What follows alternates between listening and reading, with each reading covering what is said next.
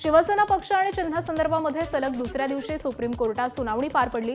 ज्येष्ठ कायदेतज्ञ कपिल सिब्बल यांनी निवडणूक आयोग आणि शिंदेंच्या शिवसेनेच्या कार्यपद्धतीवरती तीव्र आक्षेप नोंदवले। राज्यात बेकायदेशीरपणे सरकार स्थापन झाल्याचा आरोप करत विधिमंडळ फूट म्हणजेच राजकीय पक्षातील फूट नव्हे असा मोठा युक्तिवाद सिब्बलांनी केलाय। त्याचबरोबर 2018ची पक्षाची घटना रेकॉर्डवरती नसल्याचं सांगत 1999च्या घटनेचा आधार निवडणूक आयोगाकडून घेण्यात आल्याचं सिब्बल यांनी निदर्शनास आणून दिलं। मात्र बंडखोरी पूर्वीच शिवसेनेनं 2018ची घटना अंमलात आणली होती, त्यामुळे पक्षाची दुरुस्त घटना अमान्य करण्याचा अधिकार निवडणूक आयोगाला आहे का असा करडा सवाल करत सिब्बल यांनी निवडणूक आयोगाला कात्रीत पकडलंय। दरम्यान या प्रकरणी पुढील आठवड्यामध्ये सुनावणी होणार आहे, त्यामुळे सिब्बलांच्या कडव्या युक्तिवादाला शिंदेंची शिवसेना कशा प्रकारे उत्तर देते आणि शिवसेनेचं नाव आणि चिन्ह नेमकं कुणाकडे जातं हे पाहणं महत्त्वाचं ठरणार आहे। दरम्यान एकनाथ शिंदेंनी सुप्रीम कोर्टातील सुनावणीबाबत नेमकं काय म्हटलंय पाहूयात।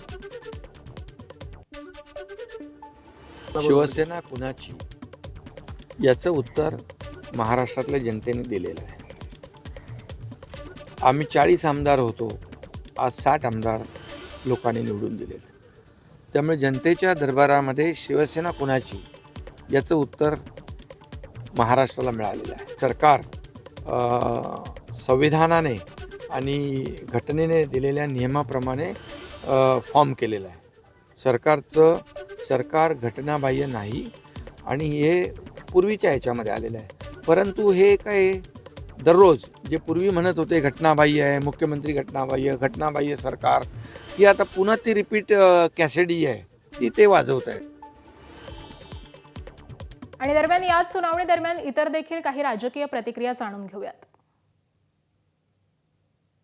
इलेक्शन कमिशन कसं असंविधानिक वागलं, इलेक्शन कमिशन कसं असंविधानिक वागलं हे माननीय कपिल सिब्बलांनी आज सगळ्या न्यायाधीशांच्या समोर सांगितलं की त्यांची प्रत्येक घटना ही या देशाच्या संविधानाला आव्हान देणारी आहे आणि म्हणून तुम्ही एक करूनच बघा असं एकदा ते म्हणाले, यू डू इट, आणि मग तुम्हाला लक्षात येईल की कशी घटनेची वाट लागेल ती।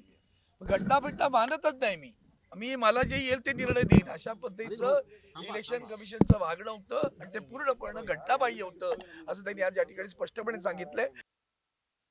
इलेक्शन कमिशनने जो त्यांच्याजवळ ज्यावेळेला केस होती सिंबल आणि पार्टी ठरवायची, तो निर्णय त्यांनी पहिला देणं अपेक्षित होता। तो त्यांनी त्यांच्या पद्धतीनं जो द्यायला होता तो नेमका उलटा दिला आणि झालेलं हे आपल्या समोर आहे।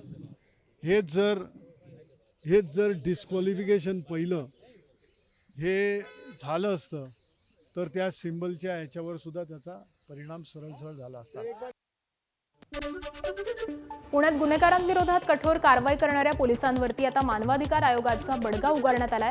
शहरामधील 3 पोलीस ठाण्यांना आयोगानं नोटीस बजावलेली असून त्यामुळे गुन्हेगारीवरती आळा घालण्याचा दबाव आणि मानवाधिकार आयोगाच्या कारवाईचं संकट अशा दुहेरी कात्रीत पुणे पोलीस सापडल्याचं चित्र आहे। हत्येतील आरोपींची वाहनांच्या बोनेटला बांधून धिंड काढल्याप्रकरणी भारती विद्यापीठ पोलीस ठाण्यात मानवाधिकार आयोगानं नोटीस बजावली आहे। या प्रकरणानंतर पोलीस निरीक्षक मानसिंग पाटील यांची बदली करण्यात आली आहे। त्याचबरोबर 27 गुन्हे दाखल असलेल्या सलमान या सराईत आरोपीची धिंड काढल्याप्रकरणी लक्ष्मीनगर पोलीस ठाण्याला देखील आयोगानं नोटीस बजावली आहे। याशिवाय फटका सायलेन्सर लावून आरोपींना त्याचबरोबर नागरिकांना त्रास देणाऱ्या वाहन चालकांवरती कारवाई करणाऱ्या काळेपडळ पोलीस ठाण्याला देखील नोटीस देण्यात आली आहे। त्यामुळे गुन्हेगारांविरोधात कठोर कारवाई करणाऱ्या पोलिसांवरतीच आता कारवाई होत असल्याची चर्चा सुरू झालेली असून गुन्हेगारांच्या मानवाधिकारांसोबतच सामान्य नागरिकांच्या अधिकारांचा देखील विचार व्हावा अशी मागणी केली जाते। दरम्यान भारती विद्यापीठ पोलीस स्टेशनचे पोलीस निरीक्षक मानसिंग पाटील यांची बदली केल्याच्या निषेधार्थ आज नागरिकांकडून 10 वाजता पोलीस स्टेशन समोर निदर्शनं करण्यात येणार आहेत।